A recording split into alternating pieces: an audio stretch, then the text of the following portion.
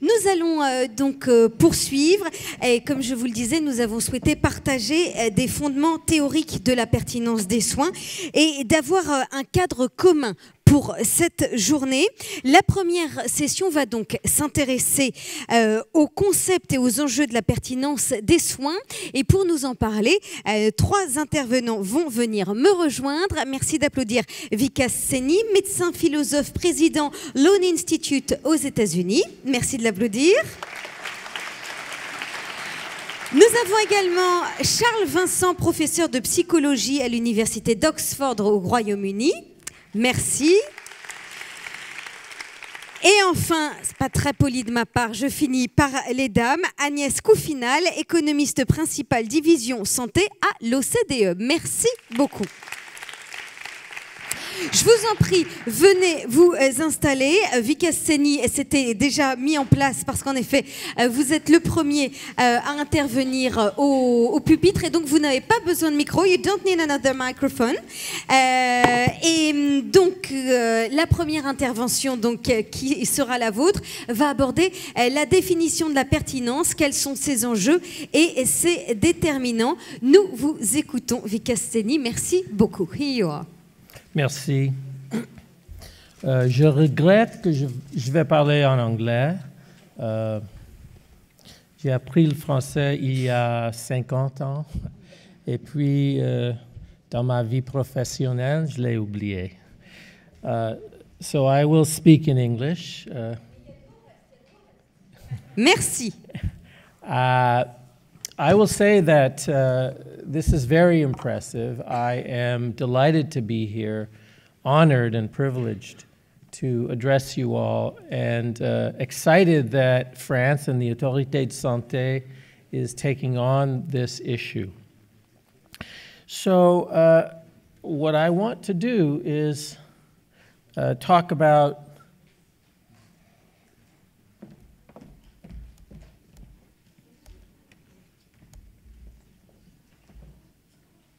let me just say I'm a clinical cardiologist by training. I practiced for 15 years. I've had some time as an entrepreneur. I helped develop a medical device that was deployed around the world in the operating room. And I also organized primary care physicians to take insurance contracts, global risk payments, and understood how healthcare works, at least in the United States. This gives me, I think, a perspective that's more systemic than many, at least in the US. So the Lown Institute, where I work, is a nonprofit, and our vision is that healthcare needs to be about the human relationship and not about market transactions. That's a fundamental point of view that you will hear throughout my presentation. We're inspired by my professor, Dr. Bernard Lown, who taught his students and trainees that our goal must be to do as much as possible for the patient and as little as possible to the patient in order to achieve good health. And so there is a movement underway around the world, and that movement is focused on the concept of appropriateness, what we at Lown have been calling the right care. This has been going for quite a few years now, though like all intellectual movements, it's been present for years, if not decades.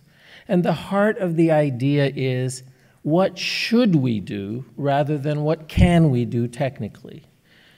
And this is important. It's very important, as I think you all will recognize, because there's growing evidence that health professionals all over the world tend to do what they know rather than what patients want and need. And so the question of what is the right care is fundamental, and even a small amount of reflection leads one to recognize that this is almost central to modern medicine and even modern life. Because for clinicians, this is very much going to the heart of the question, why did we go into the health profession? Who are we unless we are caring and helping other people? That's the core. And for patients, the more one looks at this question, it's less and less about medicine and about technology, and it's more about how do we, all of us, confront our own vulnerability and our inevitable mortality, because all of us, I'm sorry to say, are going to die. And these are fundamental questions. So as we think about what is the right care, at Lown we came up with a very lofty definition.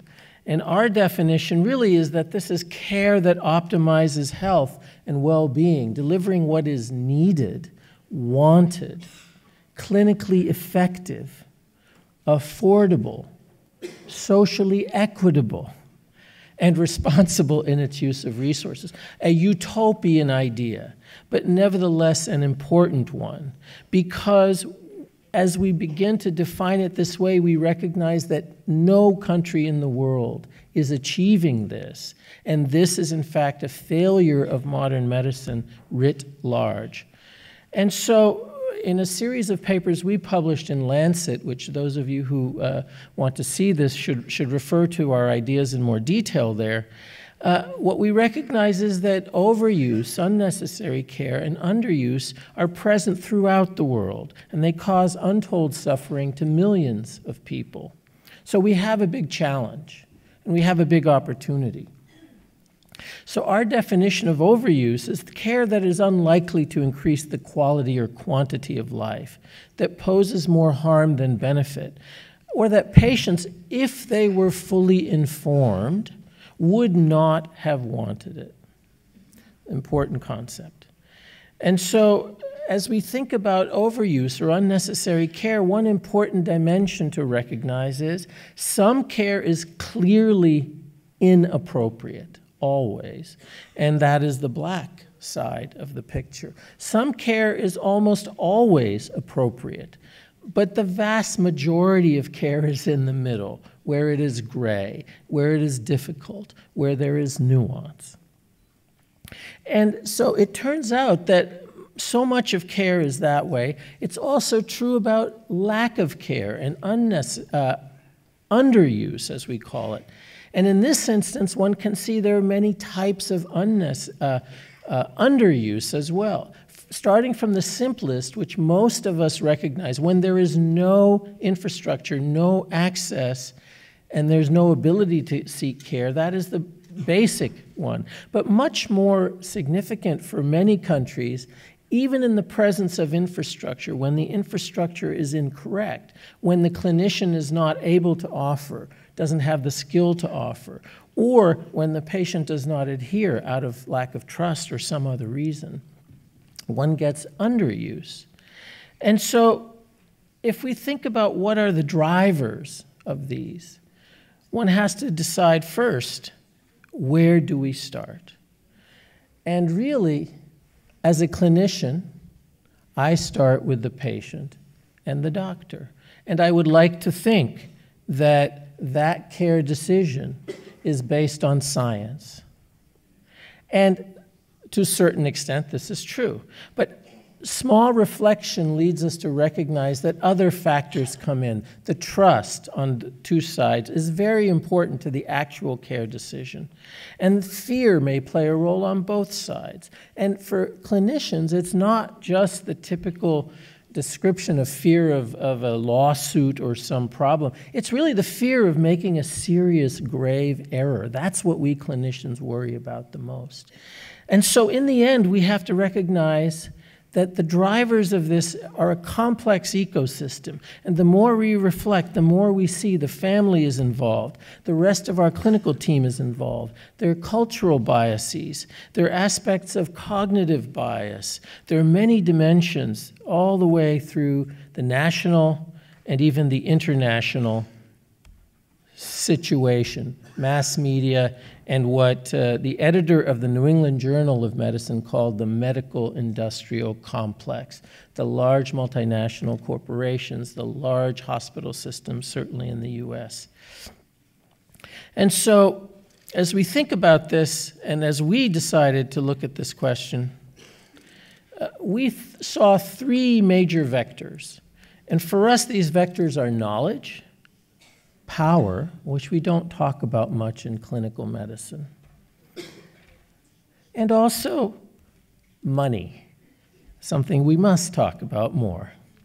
And so we know that money influences everyone's behavior. Money is fundamental to our lives, to our home, to our food, to our status in society. So of course it's a major driver. It drives clinician behavior, it drives patient behavior, it drives hospital behavior. We know that if hospitals are paid on volume basis, they seek more volume. We know if the profit margin is high for a particular diagnosis, and I'm told in France this was the case for endoscopies and cataract surgery, then those will tend to be driven in higher volumes. And so we know money matters. Commercial interests also play a role. And so at the end of the day, we cannot ignore the role of financial incentives. But it's also true that the system matters. How we configure the system makes a big difference.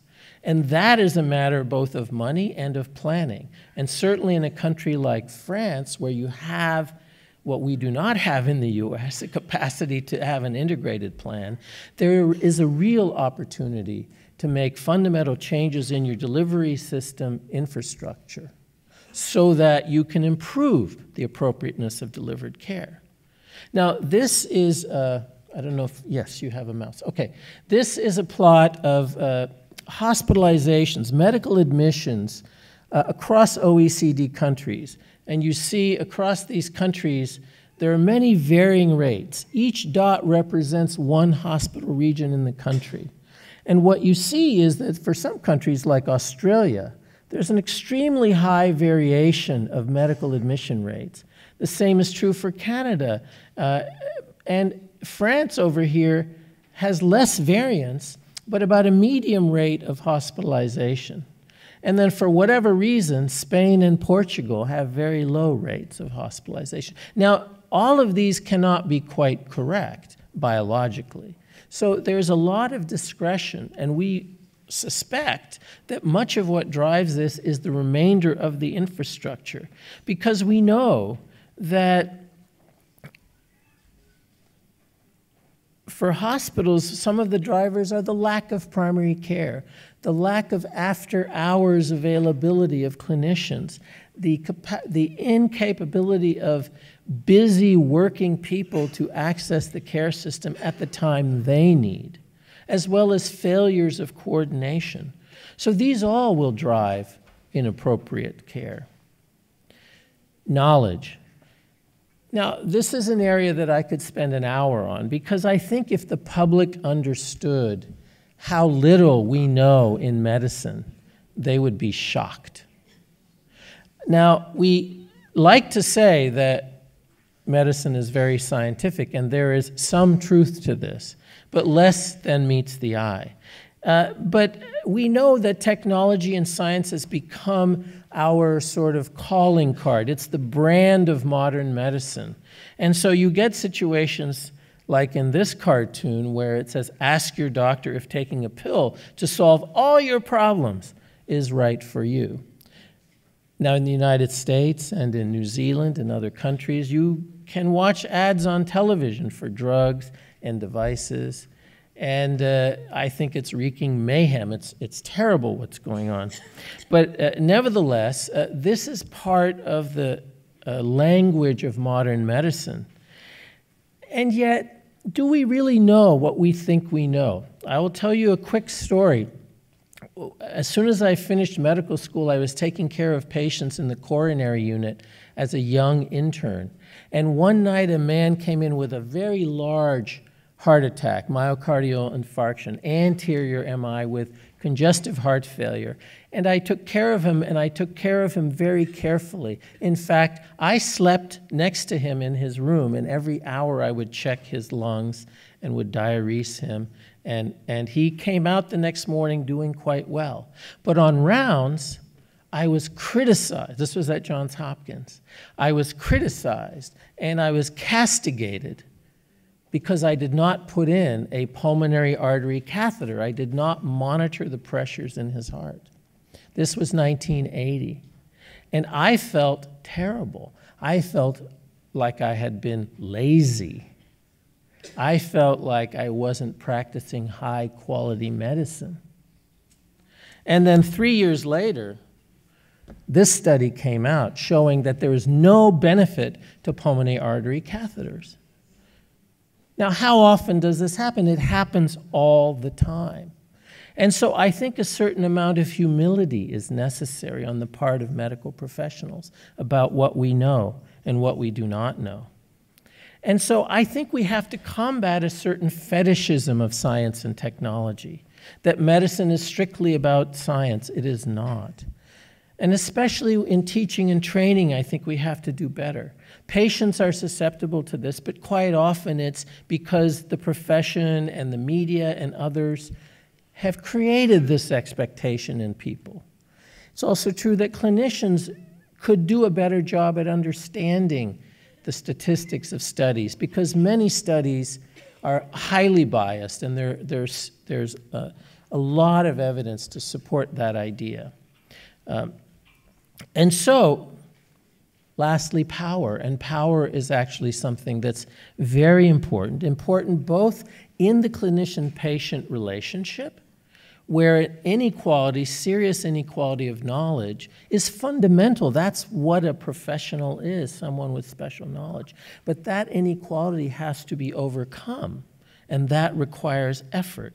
But it's also true about inequalities and power relationships in society as a whole.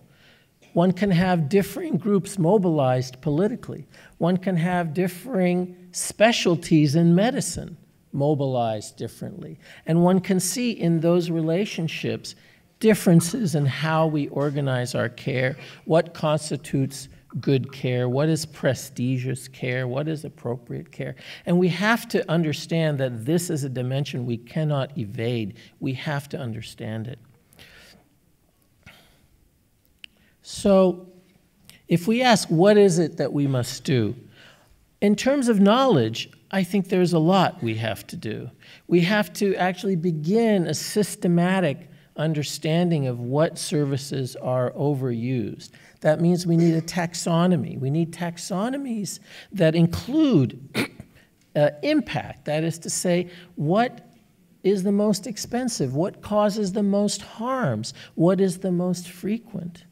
We also need, and the Autorité de Santé is well positioned to create data sources so that we can actually begin to look at these questions in a more systematic way.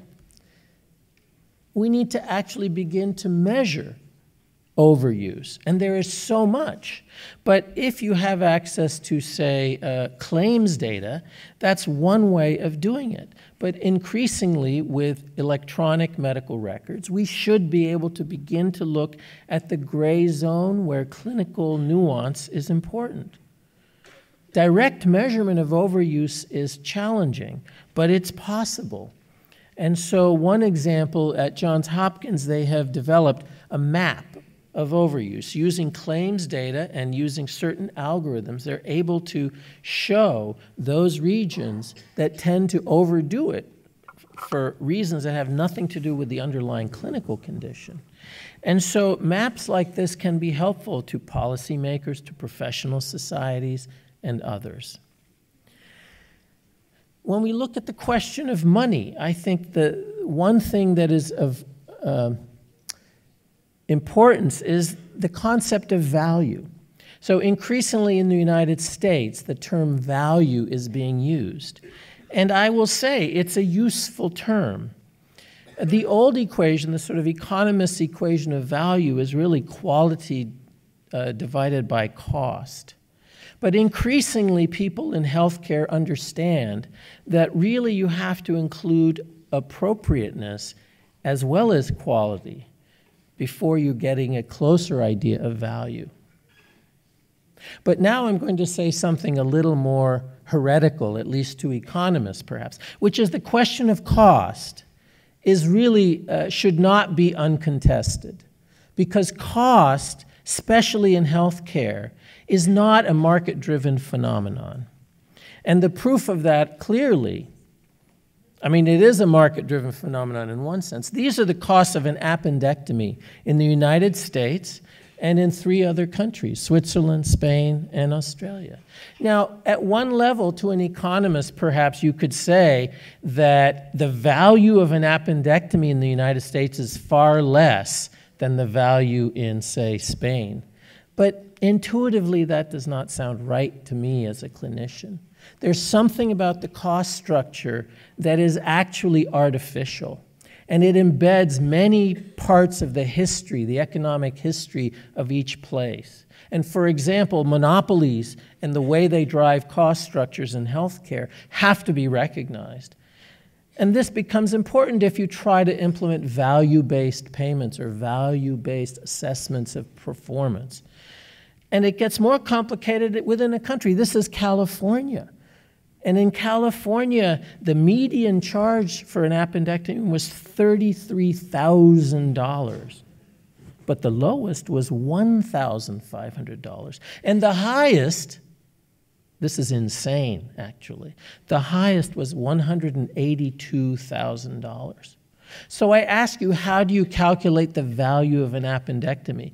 You're going to have to go to every hospital and do the calculation. I don't think this is a useful way of understanding the problem, but I think increasingly we have to recognize that the old questions, the questions of the last 200 years, have to be addressed. How do we define value? Who decides value? And with what kind of metric?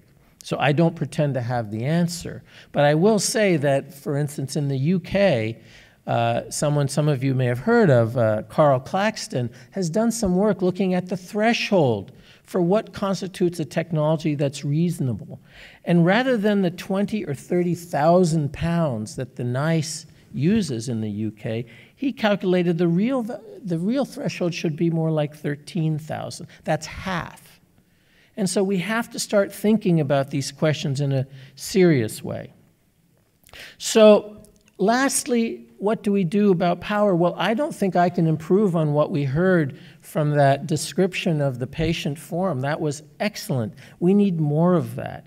In the US, we have initiated something called the Right Care Alliance, which is a network of clinicians, patients, and civic leaders to try to promote grassroots political mobilization to transform the delivery system. This is important, and it's a key part of citizenship, I believe. And in the 21st century, since healthcare is going to be so central to politics, I think everyone needs to understand that. So I'm going to go quickly through some of these other slides because I'm over my time. But there are many levers we can understand, and they involve the professions, they involve payers, they involve the public. And in all of these, there is much work to be done. But we can have results. This is an example of some efforts to reduce the unnecessary testing of vitamin D levels. And in Australia and in Canada, a rapid reduction. This is a simpler case. There are more complex cases. In France, we know there was an effort, and some of you know a lot more about this than I do probably, but there was an effort to begin to reduce the writing of antibiotic prescriptions that were inappropriate, and it had some effect. But these are ongoing challenges. And I think as we move forward, we will achieve a lot of improvements if everyone works together. But in the end, I want to leave you with some other thoughts. These are deeper questions that we all have to confront. This is a picture of one of the first shamans that was described. It was a Dutch explorer who went to Siberia in the 17th century, and he showed this picture. And I think we all would do well to remember our origins as clinicians. The shaman was somebody who practiced a magical form of healing. And that magical form of healing was very much about a dialogue with the sacred as well as with our own mortality. And that, along with a mobilization of community resources, maybe an herbal remedy, and definitely a lot of placebo, was what healing was. Well, we have come a long way since then. We have a lot more science, a lot more technology. And it is enormously good. I mean, no one in their right mind would want to go back to those days. But nevertheless, the reductionist model that we have adopted in science has led to a deconstruction of the human being in a way that is now increasingly not useful. And it's a long conversation about how it's increasingly a cul-de-sac scientifically, but I believe it is. But more importantly, even though we've had these major advances and enormous results, to the point where now robots are doing surgery. Now, the jury is out, by the way. There's not good data yet on robots, but I will concede someday a robot may be a superb way of getting an appendectomy. And artificial intelligence may get a much better diagnosis than I could ever give. But do we, as human beings, want doctors like this? I don't think so. Even if the doctor is handsome and good-looking, like this cyborg from the movie Prometheus, I don't think that's what we want. What we really want is a wise guide. We want Obi-Wan Kenobi or Dumbledore. And there's a reason for that. And the power of that is not to be dismissed. Some of you may have heard of a recent study. 10 days ago it came out. It's an astonishing study in my field in cardiology. They took patients with 85% stenosis of a coronary artery, and they sent them to the cath lab, and they all had a puncture of the artery and a catheter to the coronary, and then they randomized. And half of the patients had the tight artery opened, and half of the patients had the tight artery remain. The patient did not know, and the treating physicians outside of the cath lab were also blind. And 6 weeks later, there was no difference in exercise capacity or anginal threshold. I mean, what is that? I think it is the power of the placebo. And we know that while medicines have a strong placebo effect, surgery and interventions have an even more powerful placebo effect. This is documented. So we have to ask science to be much more rigorous. And this study, if you're interested, was published in BMJ and is well worth a read because it throws so much of what we think we know in doubt. So at the end of the day, I think we want a shaman, someone who knows science but is not a scientist. I think she is a doctor that we want. And that's because we as human beings are relationship creatures. That's how we're born into the world. That's how we understand the world. That's how we exist in the world. And that's what we want in healthcare. That's what the healthcare system has to do. If we can do that, then we can heal healthcare in a fundamental way. And if we can heal healthcare, I think we can heal the planet itself. Thank you. Thank you so much. Please take a seat. Et je vous propose maintenant une séance de questions-réponses avec Monsieur Vikas-Seni. Vous avez donc les hôtesses qui vont passer parmi vous pour vous proposer le micro. Vous n'avez qu'une chose à faire, c'est lever la main pour proposer une question. Je crois que son propos était très vaste et très intéressant. Alors, à moins que vous soyez le prochain chaman qui puisse se proposer. Mais il y a déjà une question. Monsieur.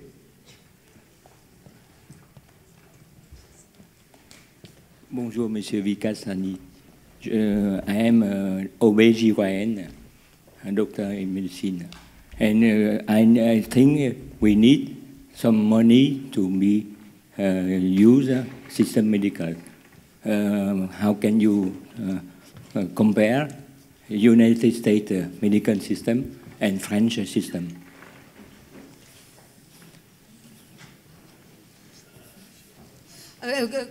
Or you can stay with us and answer with the Ça microphone. marche? Et oui, ça marche très bien. Test, test, test. Okay. If I understood the question correctly, you were asking to compare the US system to the French system. I don't know the French system in enough detail, but I can tell you the US does not have a system.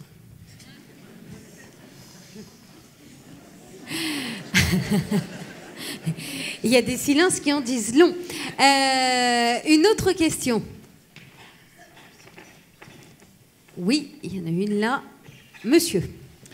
Merci. Philippe Michel from Bordeaux, from Lyon. Sorry. La France, c'est tout petit par rapport aux États-Unis, il n'y a pas de problème. My question was about definitions and measurement.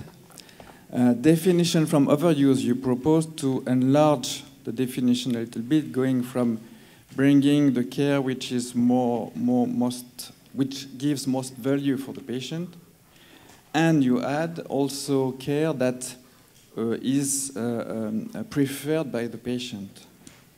So overuse is not good if the patient doesn't want to have the care. Is it right? So when we go to the measurement, in another slide, you say just rightly that we have to measure the overuse more and more. But how can we measure what patients want or doesn't want? Is it about acceptability of care? Is it about qualitative approach regarding the way of measuring that? It seems to me very difficult. By the way, till now we just use the large databases to measure the overuse. It's far away from what patients are wanting.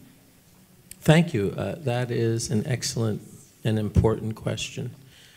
I believe that to get at the right answer, we have to triangulate between what patients want and understand, as well as what is clinically appropriate. To define what patients want really requires that patients first be properly informed. And so that requires a systematic effort to both inform and then assess patient preferences.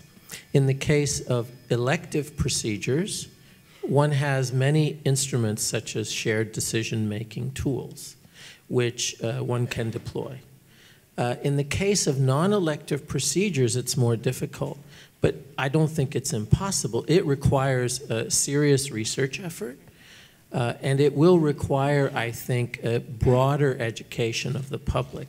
I don't think sitting in the emergency room or the cath lab is the place for assessing all kinds of patient preferences. Some of these have to be ascertained maybe at a population level, and some have to be ascertained, at a regional level.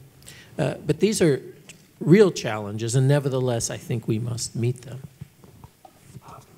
Merci beaucoup. Une autre question? Ah oui, devant, voilà. Oui, bonjour Philippe Leduc. Aux États-Unis, où les dépenses de santé sont moitié plus importantes qu'en France, est-ce que votre position prend de l'essor? Est-ce que vous êtes écouté? Et quelle est la tendance? Ou est-ce que le système américain fait que l'argent, vous en avez parlé, continue sur sa lancée?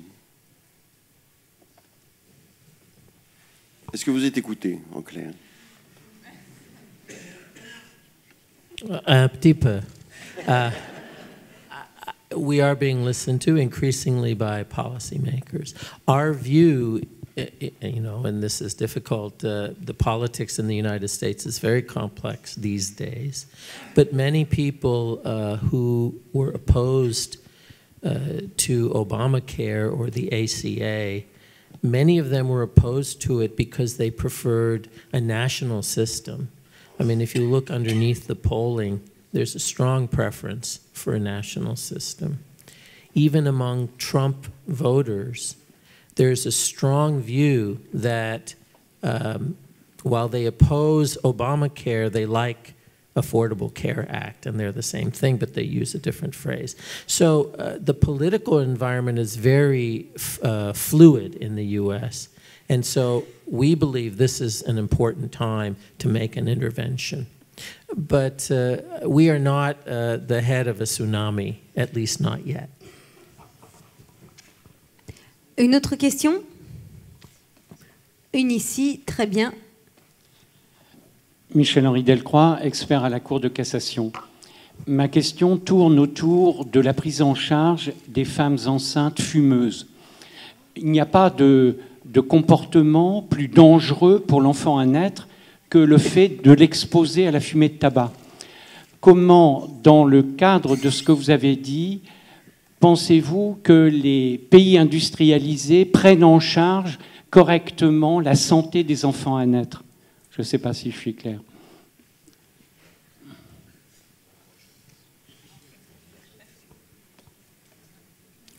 Ask me a difficult question. I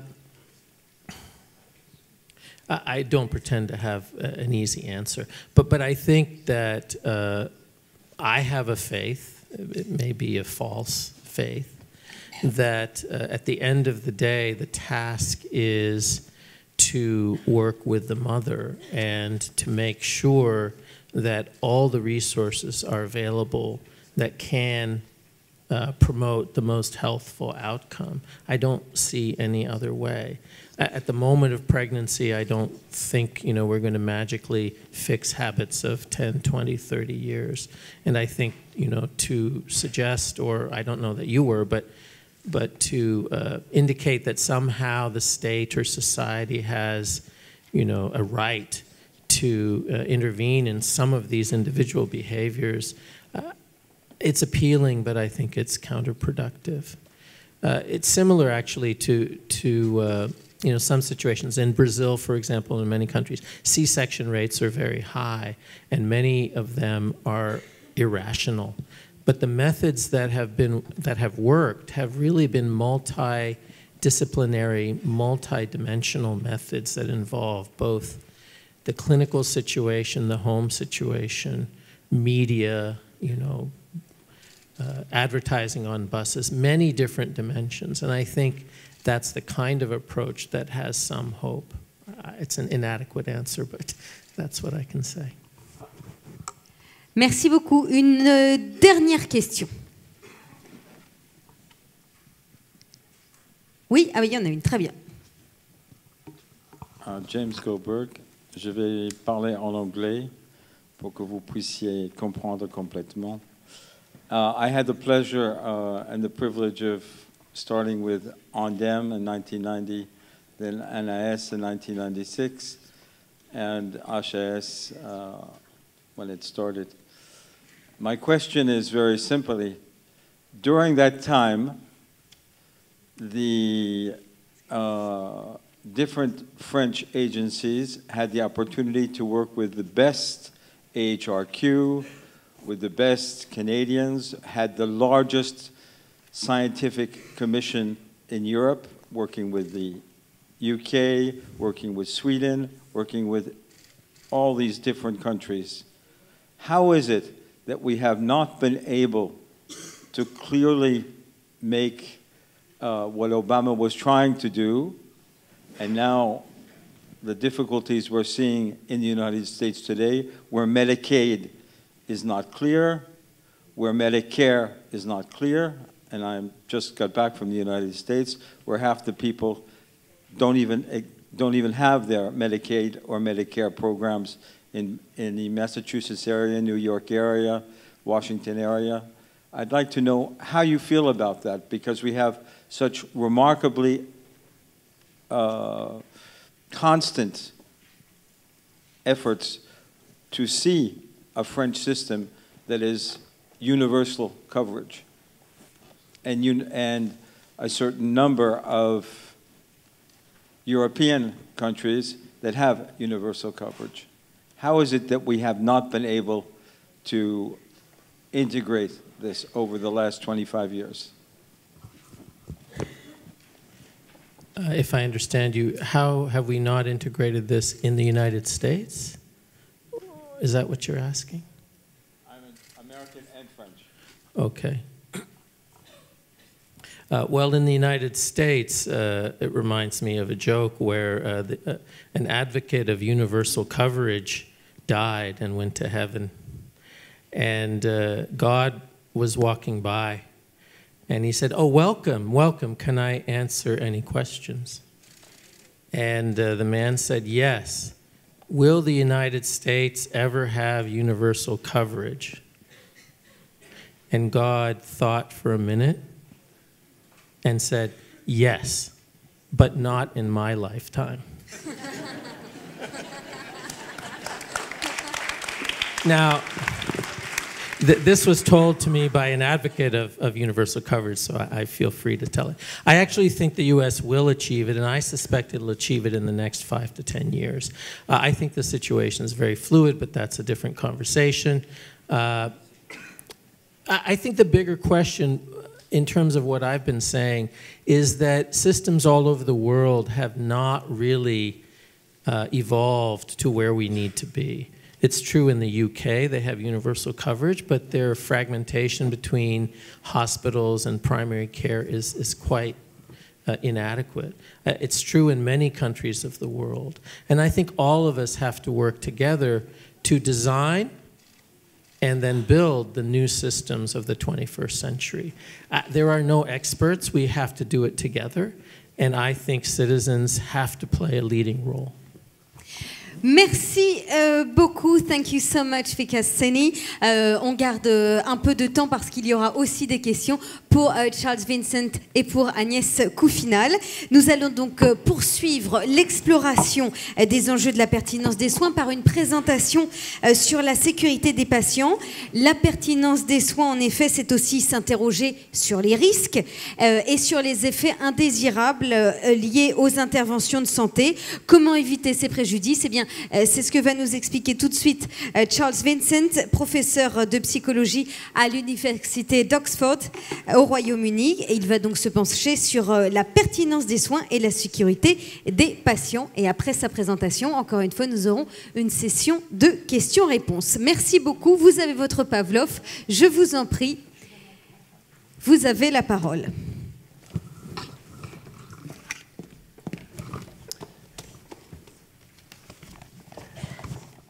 Thank you.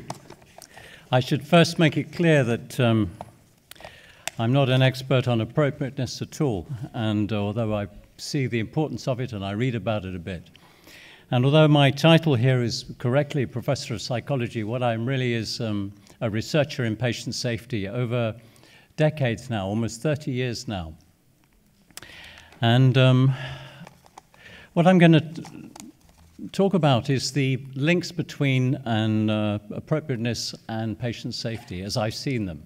And this is really, I think there are extensive links, and I have just 10, 15 minutes to talk to you. So I'm just going to suggest a few ideas. But I think the links, the potential links, are very important. And I think it's also worth saying, because Dr. Seni was talking about the balance of benefit and harm, and even to accept the idea of harm. When I began working in this, the idea that healthcare could harm patients was extremely difficult to accept for many people. Nowadays, we talk about it routinely, but for both doctors and patients, it was a very unwelcome message. And even now, people would say, essentially, how can it be harmful? We do our best for our patients. You know, I cannot accept this. Essentially. And for patients too, the idea, you as clinicians will be perhaps trying to persuade a patient that the risks of a particular course of action outweigh the benefits, but this also is hard to effect. Surely more medicine is better. And safety and the management of risk is obviously very core to this kind of problem. Now, we now know that from studies in France by Philippe Michel, by myself in England, in many, many countries, that about 10% of patients going into hospital come to some harm. We know very little about the extent of error and harm in primary care or mental health. but that we know that is an extensive problem. And we tend to link this primarily to errors made in healthcare, partly in decisions made, which is where the choosing wisely comes in, but also in the process of care and the way the very complex error-prone systems that we have in healthcare. But the causes of harm are actually multiple. And I will also say I think it would be a great pity if we said we abandon safety in order to think about choosing wisely. In fact, there's a lot to gain by trying to have a more integrated picture. And the safety perspective is a very particular one, and I think may be very useful to complement what I see as the population analyses of choosing wisely. So let's look at a few examples and some preliminary ideas about how these two perspectives might fit together. So one of the aims of choosing wisely in any country, I think this is from Canada, but is to improve decision-making, obviously to reduce waste, which we will hear about in a minute, but reducing harm is one of them. And it's quite a prominent perspective in the various documents I've been looking at. For instance, here is an example of coronary artery stenosis screening, and they're very specific that there are risks, obviously, to any. I spent 10 years working in surgery, so I've had a lot of discussions with colleagues about these sort of issues. So there are potential physical risks, and from a psychological point of view, the risk of screening are also quite considerable from a psychological perspective, in the sense of unnecessary anxiety, and then it may lead to all sorts of other tests and so on. So there are many reasons for linking it not just with financial perspectives, but thinking very clearly about the benefit and harm. Now, we've studied harm, but we're beginning to look quite a lot at diagnostic error, which is obviously going to be very relevant here. It's very hard to get any information at the moment on how much harm might be linked to overuse. I'm going to talk mainly about overuse just because of the time. Underuse obviously is equally important can also be linked to harm. But here's an example of an approach we might take. I'm sorry, let's go back. This is from just a recent study, I think by Kushner or something. And the basic idea is that you can look at the extent of overuse in a particular perspective, a particular operation. This is arthroplasty. And they estimate 7 to 8% of serious adverse events following. And then using estimates of the population level, you can say, well, about 20% of those are unnecessary. So what you've got is a situation where perhaps 2 to 3% of people are suffering harm, not so much because of problems during or after the procedure in postoperative care, but from the initial decision. And here is the first way we can make a link with patient safety. So when we usually think about safety at the moment in terms of incidents, in a way parallel to accidents and adverse events, fairly specific happenings in the clinical process. Now, I'm going to suggest to you this is not an adequate perspective, or at least can be expanded. But the way we've usually analyzed these, or a very common way, is to look at this through the lens of the tools and methods and concepts that James Reason gave us, and think about the errors that occur in the lead up to, say, a surgical ad event, that the antibiotics were not given on time, or the patient was misidentified, and all these kind of things, or there was post-operative care was inadequate. And then look back at the wider systemic problems, which are the big targets of patient safety. So these might be the design of equipment, the staffing levels, the way the care is organized. Very importantly, there might be team factors, that teamwork is inadequate, or the handover is problematic, many, many factors like this. And I think here what we're doing is not to say that this is not also important, but going back a stage and saying there is another set of this if we would track back in our analyses and consider the initial decisions to have the screening or have the treatment in the first place. So it's really not so much saying we should either look at safety or we should look at choosing wisely, but expanding our perspective to look not only at the decision points, but also then at what follows and the kind of errors and system problems that unfold. And this will probably require an expanded set of analyses. Now, I'm also going to suggest, because it's difficult to see how this links with adverse events and so on, that this may link to a slightly expanded vision of patient safety.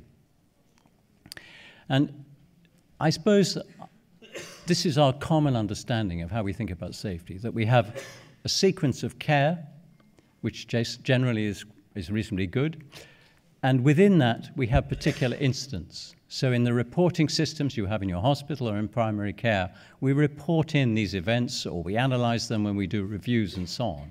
And we find they have a history, but we still see them very much as particular events. Now, I think this is, in many ways, this is an adequate conceptualization, certainly in a particular clinical setting or in a hospital. But we can also think, from a patient's point of view, it's illuminating to think about this. If you imagine yourself as a citizen, you do experience some incidents in your care. But the bigger question is, what is the balance of care, benefit, and harm over time? And when patients and families describe harm, they don't describe it so much in terms of adverse events, but as a sequence. And let me just give you an example. This is a description, just to introduce this idea, by a lady called Carolyn Canfield, whose husband had poor care at the end of his life. And she gives harm may result from misdiagnosis, scheduling delay, poor hygiene, mistaken identity. She gives a long list of things. And then she uses a very interesting word. She talks about the trajectory of harm. So it's a long process. Now, this partly refers to the fact that for a patient, the aftermath of harm can be very, very long, and we don't see that. We do when our family members suffer some harm. We see that it may be months and years. But she also means there may be a very long build-up.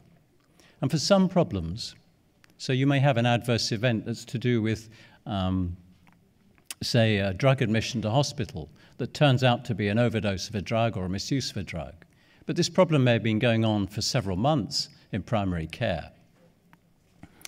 And this is the perspective. I've put this book up because this is through, some of you will know, René Amorberti, a senior advisor to HAS, who's my friend and colleague, and we have developed this perspective.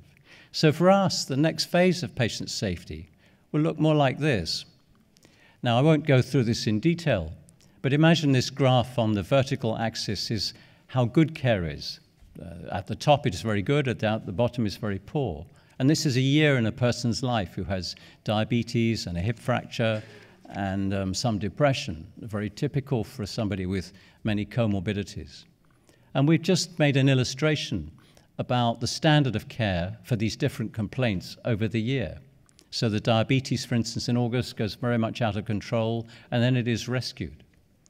So we think that future safety analyses, especially as care moves more outside the hospital into the home, are going to have to adopt a much longer-term perspective and think not about incidents and adverse events, but about the balance of benefit and harm over time, which I think links very closely to what Dasani was saying and the general perspective of this conference.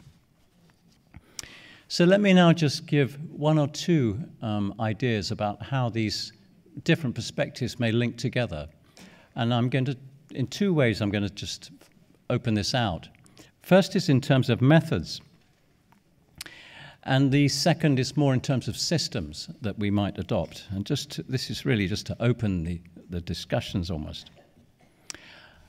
When I've read about appropriateness of care, I see mostly population-level analyses, either of particular procedures or usage of different techniques and the kind of information we just saw in different countries, a appendectomy or whatever. I've seen many fewer analyses which focus on, say, specific decisions made and try to understand, well, what is actually happening in the clinical encounter and how are these biases playing out to produce overuse or underuse. Safety, on the other hand, has a lot of methods which have gone in a very detailed way into the work process, into the decisions made, the errors that happen, the specific processes. And so we have already developed, if you like, a lot of different methods of incident analysis, record review, observational studies. There are multiple methods which examine the clinical encounters, the actual process of care, to unpack the mechanism, if you like, of harm, of overuse or underuse, that I think could be very easily adapted. And particularly important here, I think, is the increasing focus on diagnostic error. And people have known for a very long time that diagnostic errors are important. We now are seeing the full scale of it. And I think for probably 10, 20 years, it's been put in the too difficult category because it involves human cognition and a lot of other factors as well, and a wider sort of systemic viewpoint. But there's now a very strong literature on this, which may prove productive. And obviously, diagnostic error can be specifically lead to over or underuse, amongst many other problems. The second thing, perhaps, is that this is perspective, perhaps, for the researchers and the people seeking to understand what we're going to do about these problems. But also on the ground, people are starting to think, well, how can we examine over or underuse when we are reviewing care? And this is a recent paper from JAMA, from the Journal of American Medical Association, which is just a discussion. And they put forward the case of a patient they've uncovered in the patient safety reviews, which they do routinely.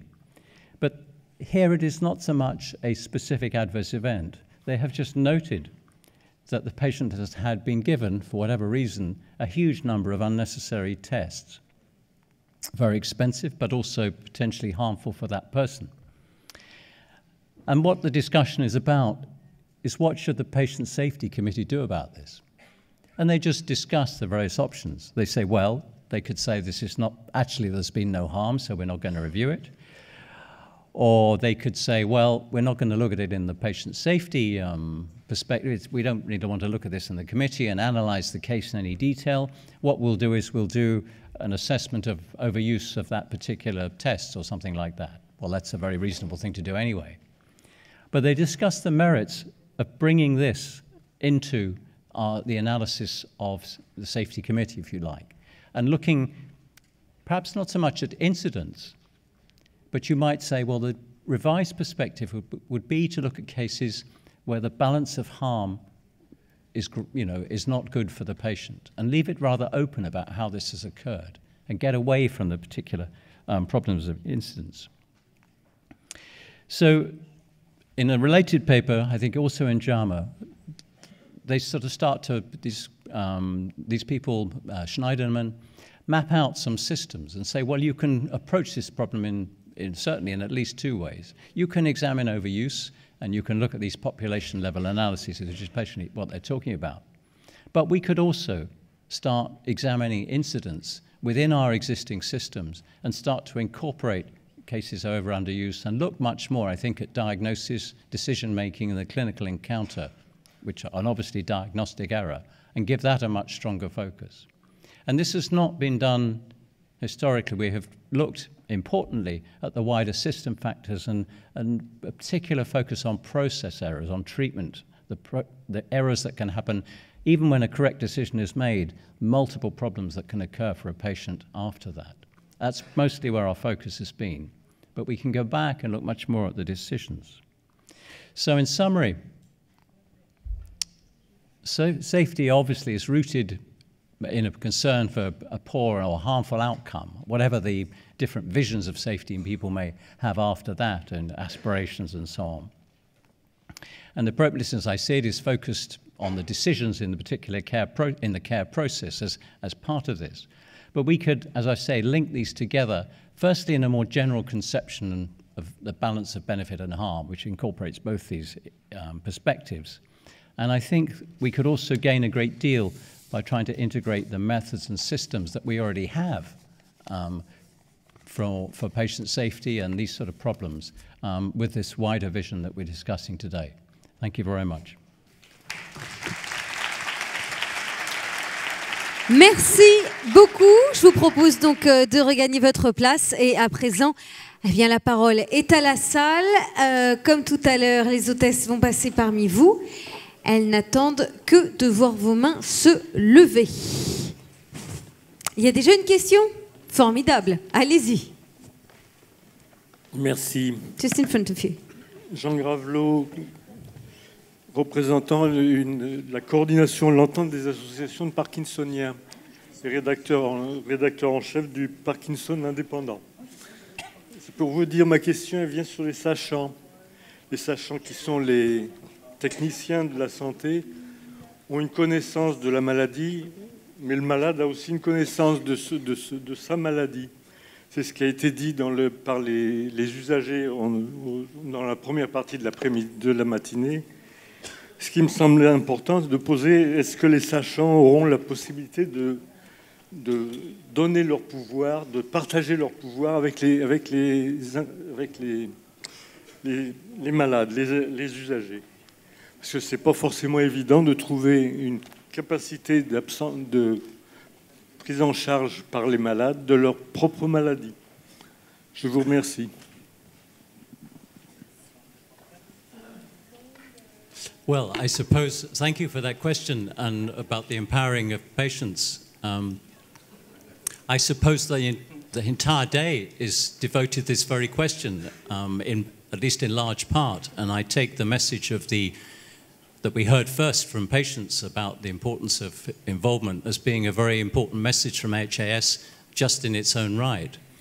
From the safety perspective, I did not have time to go into this in any detail, but it's been a concern of mine for a long time. But I would just add one thing, particular thing, that we have been concerned about how to empower patients within hospitals and to speaking up, and we have made various efforts to involve patients more. But to me, actually, this is not so important. I think when we are in hospital, often it is perfectly acceptable to be fairly passive, especially if one's very sick. But increasingly, of course, as you know better than I do, really the care is delivered in her home. And most of the time, people are at home looking after themselves. And we are doing some research now in Oxford where we are seeing that more and more complex medical tasks are not being done by doctors and nurses, but by patients at home. So I think one of the issues that concerns me is not so much empowering patients, but the locus of medical error, the way medical error has happened, if you like, is moving from doctors and nurses to patients. So my big concern now is to think, how are we going to maintain safety in the home when more and more complex things are happening there? So I'm afraid that's just a partial answer to the problems you raise. And I'm sorry if I'm not looking at you because with the lights, I can't see who is asking the question. Never mind. Une autre question? Oui, mademoiselle. Oui. Monsieur. Bonjour. Est-ce que je peux savoir votre avis concernant le risque judiciaire vis-à-vis de la pertinence des soins? Un soignant qui fait une erreur, pour se couvrir, il ouvre beaucoup de parapluies, de parachutes, pour éviter les risques judiciaires. Et qu'est-ce que vous en pensez?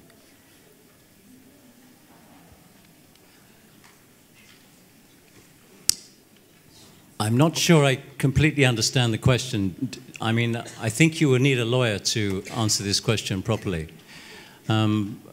In England, at least, the test is, well, there are certain tests, as you will have in France, about what a reasonable practitioner would do, and I presume that overuse that leads to harm or underuse that leads to harm could fall into that category, just as a more obvious, a particular error. But this is an amateur opinion, so I don't see any reason it should be excluded if it causes some very big problem for the patients concerned. But I also would say that one of the great changes and the most gratifying changes for me in England is that when patient safety first was talked about 20 years ago, the conversation was dominated by questions, by legal issues, and we could not make progress because everybody was obsessed with the law and the worries about being sued. Thankfully, this has stopped completely in the last 10 to 15 years. Of course, it is still a serious issue we can think about, but it is no longer automatically linked to questions about safety. So I hope it will not be a barrier to progress on appropriateness as well. Une autre question ici, très bien. Oui, bonjour. Je suis représentant des usagers dans les hôpitaux. Ma question porte sur la surutilisation. Une comparaison entre France et Angleterre. Un exemple, en France, on est champion d'Europe pour la coloscopie, 600 000 par an, sachant qu'il y a quand même un risque de 1 à 2 pour 1000 de perforation d'intestin. Or, le parcours de soins français, c'est simple. Vous allez voir le généraliste, vous avez mal au ventre, il vous envoie voir un gastro-entérologue, et par ici la bonne soupe, vous dirigez directement vers une coloscopie. Alors, pourquoi? C'est très simple. Il y a du paiement à l'acte en France. Chez vous, il n'y a pas de paiement à l'acte. Quelle est la différence? Pourquoi y a-t-il des surutilisations? Merci.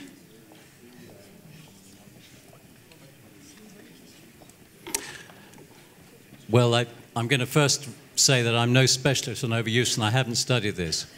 But I think, as Dr. Saini said to us, money is one of the drivers, but it is only one. And there are certainly many reasons that things happen and carries overuse that are nothing to do with money. And sometimes the motives are very good.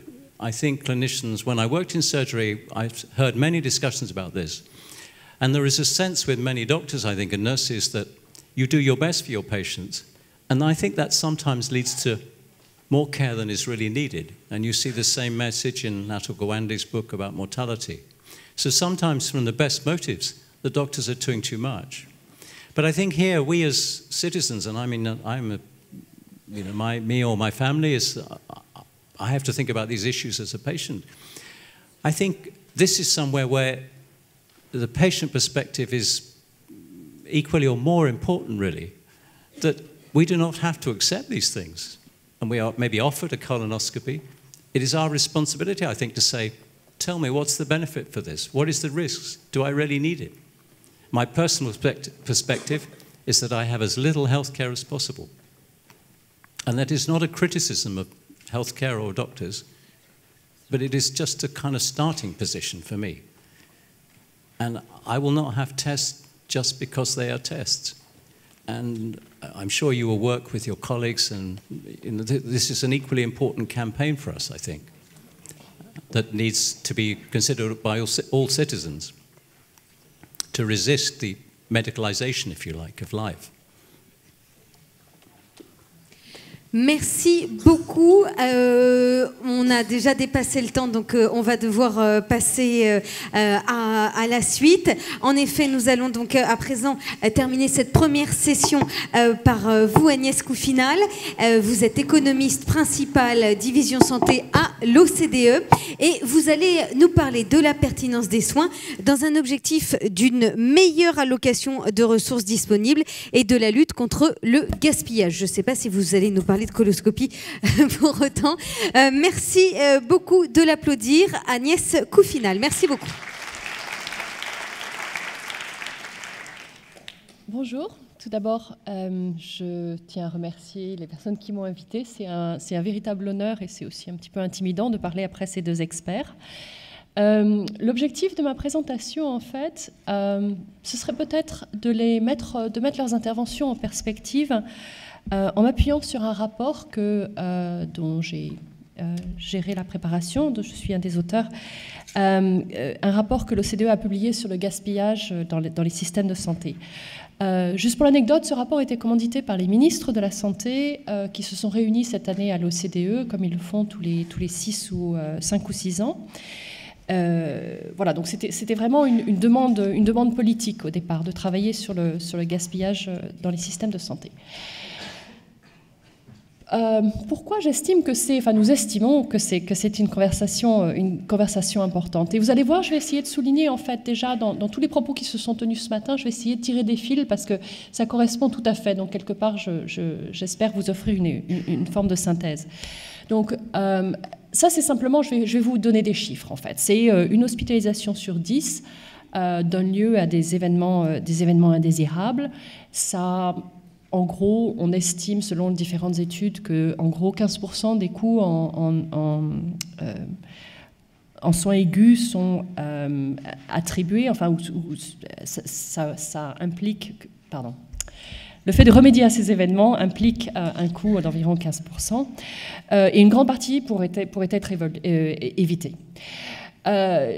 Vicas a déjà présenté les données sur la variation des pratiques médicales, et la ministre en avait parlé aussi.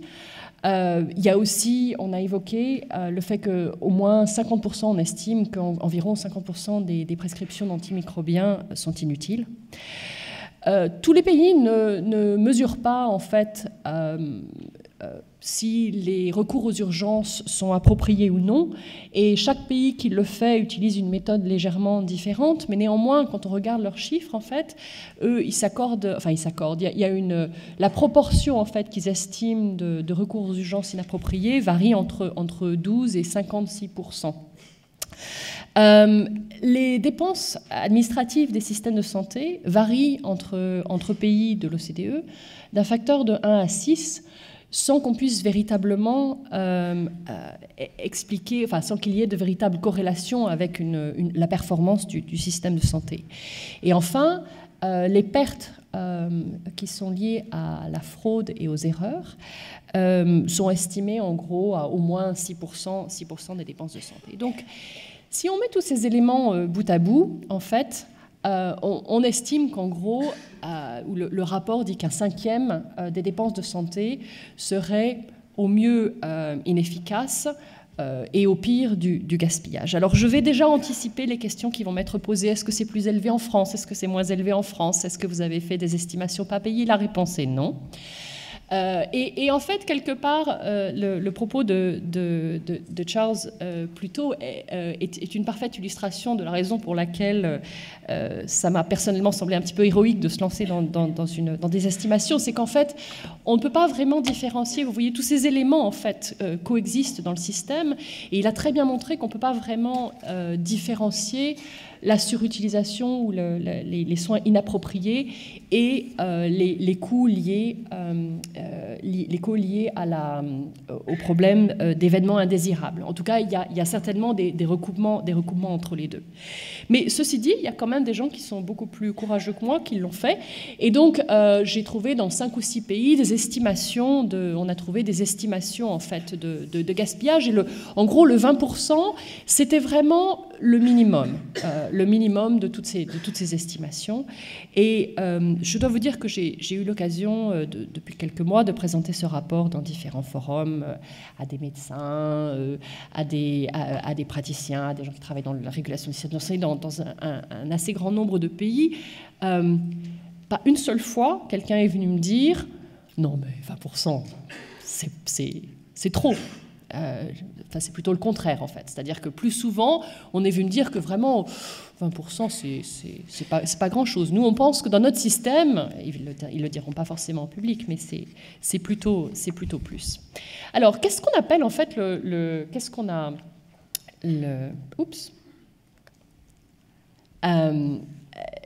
gaspillage. En fait, on a essayé d'avoir une définition qui était assez pragmatique et pas trop jargonneuse. C'est de dire, en fait, ce sont des soins qui pourraient être évités, qui soit créent des dommages, soit n'apportent pas de bénéfices avérés.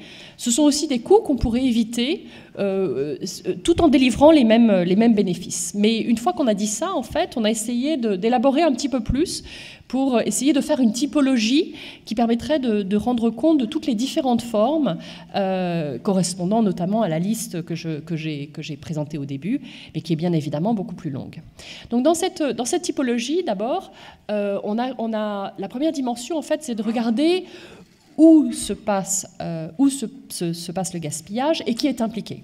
Le patient, le médecin, le gestionnaire du système de santé, ça peut être le gestionnaire de l'institution, ça peut être à un autre niveau, et puis le régulateur. Ça, c'est la première dimension. Et la seconde dimension, en fait, c'est de penser au rapport, au facteur explicatif, en fait. Qu'est-ce qui fait que cette forme de gaspillage particulière va avoir lieu? Et là, Vicas en a aussi parlé un petit peu. En gros, on en identifie 4. La première raison, le gaspillage est généré parce que les gens ne savent pas mieux faire. Donc ça, c'est une question d'erreur, de biais cognitif. La deuxième, c'est que les gens ne peuvent pas mieux faire. C'est-à-dire qu'ils savent que ce n'est pas forcément idéal, mais le système est organisé d'une façon telle qu'ils n'ont pas vraiment le choix. Donc c'est une question d'organisation. La troisième raison, c'est que les gens n'ont pas forcément intérêt à mieux faire. Et là, c'est la question des incitations. On a parlé déjà du paiement à l'acte, par exemple. Et la quatrième, c'est tout simplement qu'il y a quand même des gens qui trichent délibérément, et ça, évidemment, on parle de la fraude et de la corruption. Et donc, le premier exemple, c'est donc l'exemple des événements indésirables qui pourraient être évités.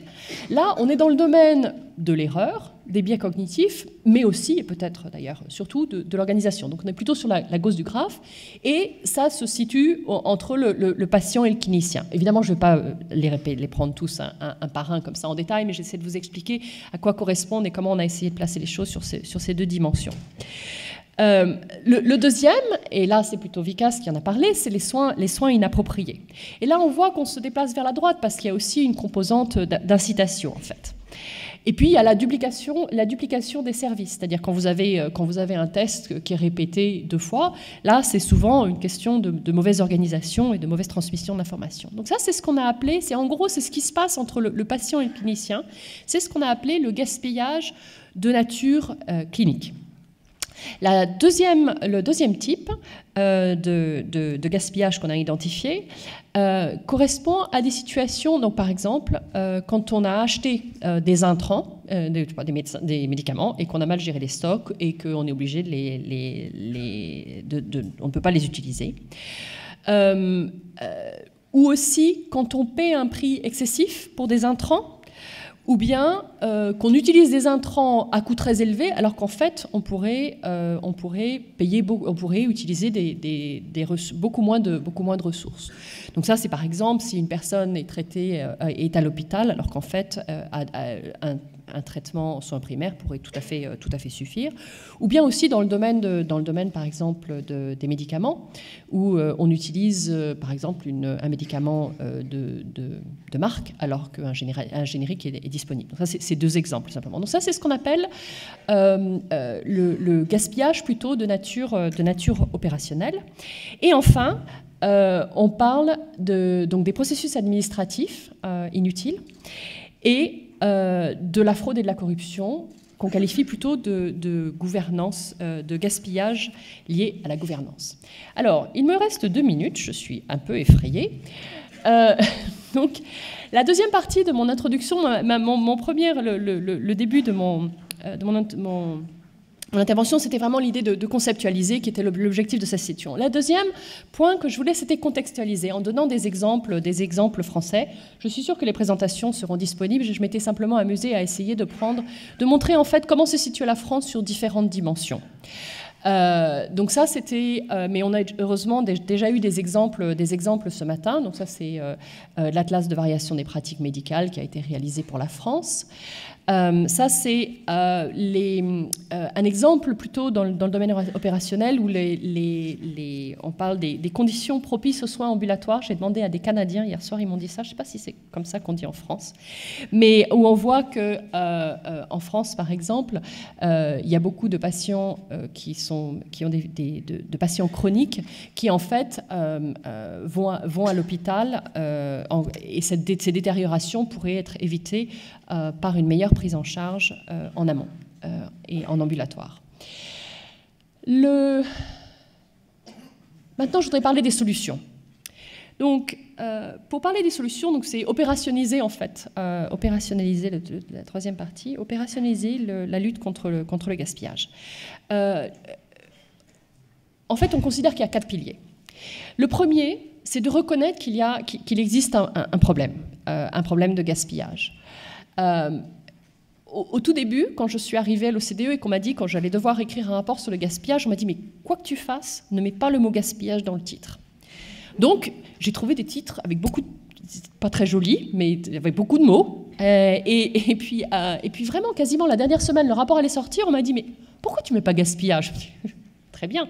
Mais je veux dire, alors même que ça correspondait à une commande, l'utilisation du mot gaspillage semblait problématique. Paradoxalement, je pense aussi que ça, quelque part, c'est plus facile d'avoir une conversation sur le gaspillage. Encore une fois, quels que soient les gens avec qui on parle, quand on a une discussion sur l'efficacité, on a beaucoup de mal à expliquer ce que c'est que le concept. Quand on parle de gaspillage, ça marche un peu mieux. Donc les Pays-Bas, moi j'aime bien l'exemple des Pays-Bas où en fait ils ont ouvert une boîte aux lettres au ministère Internet en disant ben voilà, si vous rencontrez du gaspillage, dites-nous ce que c'est. Et en fait, donc c'est le ministère qui a lancé cette initiative. Et donc après ça a été suivi par des groupes de travail, etc. Et ils ont en fait mis en place des stratégies pour répondre aux questions qui avaient été identifiées. Le deuxième pilier, c'est l'information. Et ça, on en a déjà parlé ce matin. Les systèmes d'information sont très importants pour essayer de lutter contre le gaspillage. Les simples variations sont utiles. On a parlé des variations des pratiques médicales, mais il y a aussi des variations des prix. Le Royaume-Uni avait fait un atlas où il montre simplement combien paient les différents trusts pour des choses toutes simples. Parfois, le bracelet d'identifiant des patients. Ils ont montré que le prix que les hôpitaux ou que les trusts payaient, c'est varié d'un facteur de 1 à 2. Donc simplement donner l'information peut parfois suffire à changer les choses. Ce qui est sûr, c'est qu'on parle des dossiers électroniques, etc., mais la réalité, c'est que les systèmes administratifs, à l'heure actuelle, la plupart des systèmes administratifs ne sont pas en mesure de mesurer si les soins sont appropriés. Mais c'est même pas s'ils sont appropriés, c'est qu'ils ne sont même pas capables de dire pourquoi les soins sont faits. Donc par exemple, on sait combien d'IRM sont faites, mais combien sont faites pour des douleurs lombaires ? Aucune idée. Donc ça, c'est quand même la réalité, c'est-à-dire qu'on a des ambitions, mais il va falloir avancer. Payer. Les incitations, évidemment, sont importantes. Alors, ça veut dire il faut réfléchir à la façon dont on rembourse les soins, se poser la question de la pertinence dans ce contexte-là. Donc, effectivement, il y a des pays qui utilisent l'HTA, mais c'est loin d'être le cas. L'Australie a entrepris, notamment avec des gens qui sont très actifs dans la campagne Choosing Wisely, une analyse, une révision complète de la liste des soins qui remboursent, justement pour essayer de réfléchir à de possibles désinvestissements et d'intégrer la dimension pertinence des soins de façon plus explicite. Les systèmes de paiement, on a déjà parlé du fait que, c'était la ministre qui le disait, les paiements, que ce soit les paiements même par DRG ou simplement le paiement à l'acte, comporte des incitations intrinsèques à augmenter les volumes. La solution vers laquelle les pays s'orientent, c'est d'essayer d'avoir des paiements à l'épisode de soins ou des paiements à la population. Il y a des expériences qui sont en cours, des résultats prometteurs, mais ça reste quand même des choses qui sont difficiles à administrer. Et le dernier point sur lequel je voudrais finir, c'est persuader. Pour changer les comportements, donc il faut aussi arriver à convaincre les gens de ce qu'il faut changer. Et le prix Nobel d'économie vient d'être attribué à quelqu'un qui travaillait sur ces questions. Donc, moi, je pense que donc on a parlé déjà que les campagnes publiques de type Choosing Wisely ou ce que fait l'institution de M. Saini, le Lone Institute. Donc, c'est vraiment changer les comportements en ayant des campagnes d'information et des campagnes publiques. Il ne faut pas non plus négliger l'approche individuelle pour changer les comportements. Et il faut surtout que ça s'adresse à tout le monde. Et on a parlé déjà, effectivement, du patient et de l'importance du patient et du fait de le rendre acteur de sa santé et acteur des décisions de façon à ce qu'il puisse poser les bonnes questions. Où commencer ? Si on regarde ces trois grandes catégories de gaspillage que j'ai évoquées initialement, je crois que vraiment, si on parle de la pertinence des soins, à mon avis, c'est là où on a le plus de chances de vraiment libérer des ressources. Et je crois que ça correspond, c'est vraiment la position que prenait le ministre ce matin. Le gaspillage administratif, j'en ai pas parlé ici parce que c'est pas le bon forum, et la fraude et la corruption, c'est présent dans tous les systèmes et c'est insoutenable. Et il faut faire quelque chose. Mais la réalité, c'est que les dépenses de santé, les dépenses administratives, c'est 3% des dépenses de santé en moyenne dans les systèmes de santé. Donc même si on fait très très attention à être efficace, et c'est important de l'être, on ne va pas non plus changer la face des choses en termes de réduction, de réduction du gaspillage. Et moi, je pense que ce qu'on appelle le gaspillage opérationnel, c'est peut-être ce qui est le plus complet, notamment en ce qui concerne la redéfinition en fait du rôle de l'hôpital et du patient, de l'hôpital et de l'ambulatoire, où là, si on veut vraiment essayer de changer les choses, je pense qu'essayer de s'assurer que les patients sont traités au bon endroit vont en fait permettre de faire des gains d'efficacité à long terme sur la façon dont on dimensionne et on organise nos systèmes de santé. Voilà. Je vous remercie. Merci beaucoup Agnès Coufinal. Venez nous rejoindre. Je vous propose à présent une dernière fois donc de répondre aux questions du public. Je vous en prie. Je vous promets, juste après, nous allons faire une petite pause. Donc, toute votre énergie qui vous reste encore, allez-y pour les questions. J'attends de voir des mains qui se lèvent. Ah, très bien. Merci, monsieur. Merci, madame. Jean-Claude Salomon, je suis animateur du groupe Princeps. Voici quelques années que nous travaillons sur les problèmes de surmédicalisation, surdiagnostic et surtraitement associés à la sous-médicalisation. Car je crois qu'on ne doit pas dissocier le trop et le trop peu. Oui. Et qu'il est important de dire que choosing wisely, less is more, tout ça, ce sont de bonnes initiatives. Néanmoins, il ne suffit pas que les faits existent pour que la conviction s'impose. Alors je dirais que l'impertinence est probablement le meilleur moyen de faire progresser la pertinence. Et de ce point de vue, on ignore. Je ne vais parler que de deux choses, et très brièvement, bien sûr. D'une part, qu'en Suède, depuis 14 ou 15 ans, il y a une liste très courte de médicaments essentiels qui représente 85% de la prescription des généralistes. Et que ceci a pour effet de faire baisser considérablement à la fois la iatrogénie, parce que plutôt que de parler de gaspillage, moi, comme médecin, je préfère de parler de la iatrogénie, c'est-à-dire que je m'intéresse plus aux patients qu'à l'économie, mais néanmoins, ça ne veut pas dire le moindre mépris pour l'économie. Et la deuxième chose, dont je fais simplement une allusion, c'est quelque chose, une organisation à but non lucratif qui s'appelle DNDI.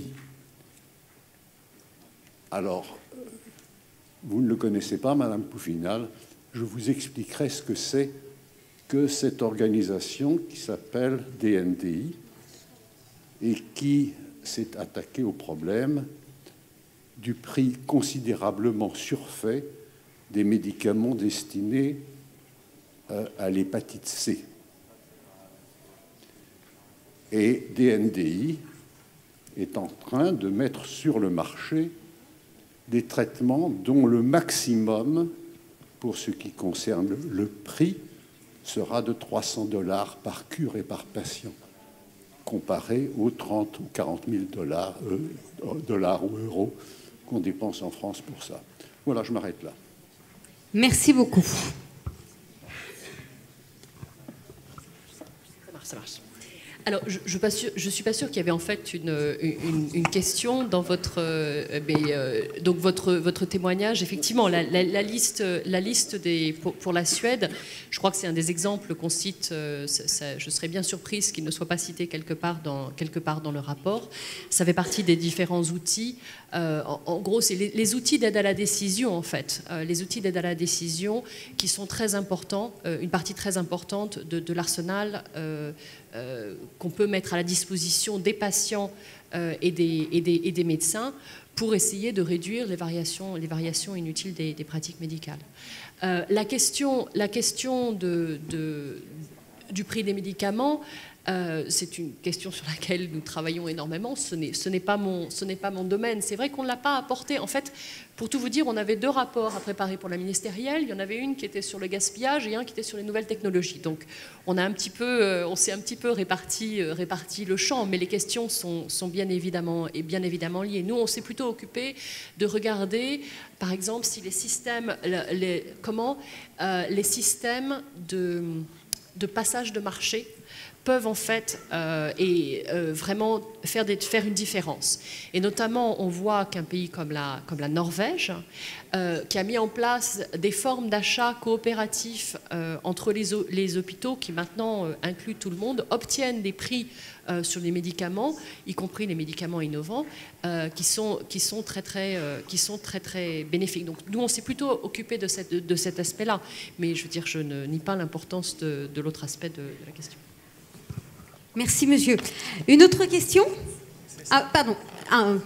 Here. Bonjour, Jean-Claude. Jean-Claude said something that I think is very important, which is the idea that there are alternative ways of doing research in order to find alternative treatment paths is fundamental. Because when it comes to a lot of research and development, unless the public interest is served by disinterested research, you will always face the problem of excessively high prices. So I think if the Autorité de Santé was to do anything, promoting the idea of research on alternative pathways of treatment that are less expensive, that are more patient-centric, would be a fundamental contribution. Un autre élément de réponse, pardon, parce que c'est quelque chose sur qu'on a appris en fait, que moi j'ai surtout entendu dans les gens qui travaillent dans la nutrition, c'est de dire il faut que le bon choix nutritif soit le choix le plus simple. Pour que les gens, le bon choix en matière de nutrition, il faut que ce soit le choix le plus simple. Et d'une certaine façon, cette liste réduite, ça s'appuie aussi beaucoup sur cette question de changer les comportements en rendant les choses plus simples aussi. C'est-à-dire que pour le généraliste, s'il sait qu'avec 80%, il peut faire ça, et qu'il n'a par ailleurs pas d'incitation et qu'il n'est pas sollicité pour prescrire, et où il n'est pas formé par des gens qui viennent lui expliquer le bénéfice de tel ou tel autre médicament, effectivement, ça peut aider aussi. Donc c'est aussi une question de persuader. Une autre question ici, très bien. Philippe Michel à nouveau, j'aimerais vous challenger sur un argument que vous avez utilisé. J'adhère au choix des priorités d'action que vous avez mentionnées, c'est-à-dire qu'effectivement, il faut travailler sur les pratiques, un petit peu sur les organisations. Mais je crains, et vous aviez comme argument de dire que finalement, les coûts administratifs, qui est la 3e catégorie dans votre présentation, ne représentent que 3%. Et je trouve que c'est dangereux comme argument pour 2 raisons. La première, c'est que si on veut changer les choses et qu'on dit l'administration, comme d'habitude, c'est pas trop vous que ça regarde, mais c'est plutôt les autres, à nouveau, on crée une désincitation parce que les managers sont quand même importants dans le changement.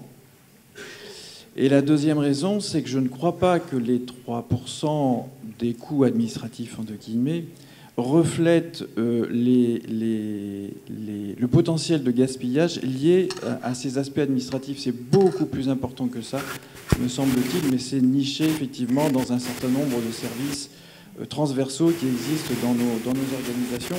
C'est beaucoup plus que 3% en termes de coûts bruts tel qu'on peut le mesurer quand on mesure le coût de l'administration. Alors, je suis d'accord avec vous, j'ai forcé le trait. Je pense qu'il y a beaucoup d'éléments de réponse. Le premier, c'est que d'abord, quand on mesure, d'abord, la France, c'est beaucoup plus que 3, parce que ça, c'était la moyenne des pays de l'OCDE. La France, c'est beaucoup plus que 3.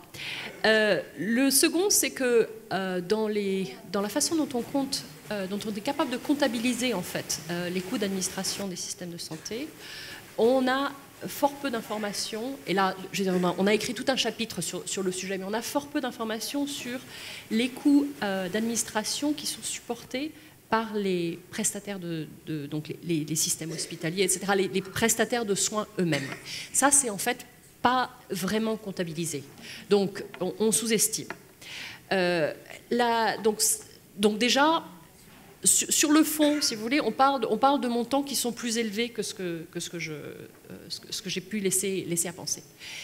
Ceci dit, quand on parle de gaspillage, moi, quand j'ai commencé ce travail, les gens s'engouffraient là-dessus, en disant mais système de santé, c'est des gestions, des coûts de gestion élevés, etc. Enfin, je veux dire, c'est comme ça qu'on va résoudre le problème de la croissance des dépenses de santé. Et c'est un petit peu, je me positionne, j'ai encore tendance à me positionner par rapport à ça, parce qu'on dit it's a low-hanging fruit, c'est quelque chose qui est facile à faire. La réalité, c'est que c'est pas vrai. Et donc, en revanche, encore une fois, ce qu'on détaille beaucoup plus dans le rapport, c'est que il y a eu des coupes en fait, notamment au moment de la crise en fait. Ça a été un peu quelque chose que les pays ont fait, virer 20% des gens des ministères, etc., enfin, dans différents pays, pour pouvoir simplement survivre. Donc il y a eu des coupes sombres dans les dépenses administratives qui ne se sont pas du tout traduites en gain d'efficacité. Donc le propos qu'on tient plutôt dans le rapport, c'est de dire ces dépenses administratives, elles sont aussi nécessaires au fonctionnement du système, et leur niveau est plus une fonction de la façon dont le système est organisé que vraiment une question de gaspillage. Donc, en gros, plus on a d'acteurs impliqués dans le financement de la santé, plus les dépenses vont être élevées, et notamment s'ils sont en concurrence. Et c'est ça qui explique les grandes différences. Ceci dit, il y a quand même des pays qui ont essayé de faire des efforts justement pour réduire de façon intelligente les dépenses administratives. Dans ce cas-là, la méthode qui a été utilisée, c'est souvent de faire des revues de fonctions, des revues fonctionnelles en fait dans le système de santé, de dire qui dans notre système a cette fonction, combien d'institutions, etc. Ce qui peut aboutir à des consolidations, et je pense que la France à cet égard aurait peut-être quelques questions à se poser, de consolidation en fait du nombre d'institutions qui s'occupent du même problème. Sans commentaire. La deuxième chose, c'est en fait la façon dont on arrive à faire des progrès, c'est de réunir en fait les gens autour d'une table et de dire voilà, nous identifions que nous avons un problème dans notre relation, il y a trop de choses administratives. Faisons une liste des processus, quels sont ceux qui nous sont véritablement utiles. Donc par exemple, c'était aux Pays-Bas, il y a une liste absolument effarante d'informations que les hôpitaux sur lesquelles les hôpitaux doivent rendre compte. Mais c'est de l'ordre de 1200 indicateurs, y compris, y a-t-il des lumières tamisées dans les chambres de préparation à l'accouchement, enfin des choses absolument... bon. Et donc, voilà, la question c'est de dire, donc à un moment on a trouvé que c'était très bien de poser cette question, mais est-ce que cette information est effectivement utilisée? Est-ce que cette régulation est effectivement encore pertinente, etc. Et donc de faire plutôt, mais il ne faut pas utiliser la hache en fait, il faut utiliser le scalpel et faire les choses vraiment en prenant en compte le point de vue des différentes parties. Non, vous gardez le micro. Je vous remercie beaucoup. Une dernière question, mais très très vite parce qu'on est en retard. On vous entend. Ah bon. Ce n'est pas une question, c'est une suggestion. Je pense qu'il faut rendre le patient acteur. Une méthode, c'est que tous les patients regardent les décomptes Amélie. Sécurité sociale. Suite à une opération, c'est très parlant. Ça donne d'abord l'indication des coûts, mais ça permet aussi de découvrir des gaspillages. Je vais vous en donner 2 exemples. 1. Je suis entré dans un hôpital pour un infarctus. J'ai attendu 2 heures alors que les pompiers m'ont dit « Vous êtes pris tout de suite ». Pourquoi?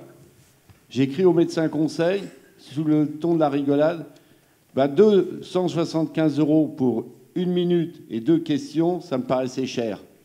C'était qui? C'était l'anesthésiste qui avait été appelé. Le médecin conseil me répond « Ah, merci de nous avoir prévenus, on a fait rembourser les 275 € parce que votre intervention ne nécessitait pas de consultation pré-anesthésiste. » Deuxièmement, on a dit au chirurgien qu'il ne recommence pas. Quand je lis dans le décompte qu'on m'a posé 3 stents, alors là, je dis, tiens, bizarre, parce que le compte-rendu d'opération, j'en ai eu que 2. Et il y en avait 3 de facturés à 530 € pièce. Bon, petit détail déjà, c'est qu'on m'en a posé 2 en 2 interventions. Alors que dans d'autres hôpitaux, ils font tout dans la même. Mais c'était sûrement un hôpital à but lucratif. Par contre, pour les 530 de trop, j'ai eu depuis une explication, c'est que dans l'acte lui-même, on peut louper la pose d'un stent. Et il est facturé et perdu.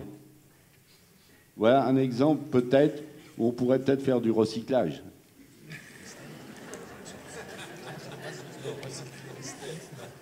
Merci en tous les cas à tous d'avoir posé toutes vos questions. On va continuer après la pause. Merci, messieurs, thank you very much d'avoir été avec nous. Merci, madame. On marque une petite pause. On se retrouve dans 10 minutes à midi, s'il vous plaît. Merci beaucoup. À tout de suite.